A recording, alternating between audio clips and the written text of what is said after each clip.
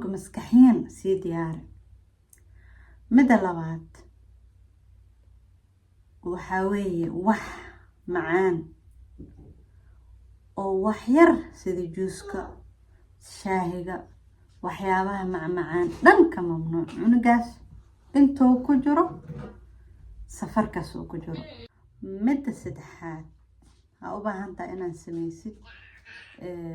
cunuga boorso yar u soo sur dhabarka waxyaabo uu ku ciyaari karo waxyaabo uu cuncuni karo oo macmacaan ahaan iyo waxyaabo uu xiiseenayo yar yar taasoo boorso ugu buuxinayso adna kula balamayso marka aeroboortka tagno ayaa ku ciyaaraysaa ayaa kala furi karta ayaa isticmaali karta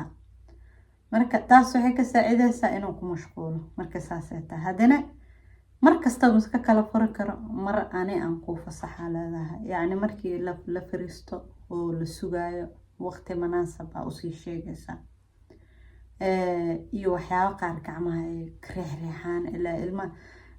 marka la travel garanayo ama family loo socdaa ama bixitaankaas kaliya excitement ah marka saas marka ku dhacdo way farxayaan ordan ku dhaca mar si saas ugu dhicin maskaxiin horta diyaar waxay ku ciyaaraan oo si samee midda afaraad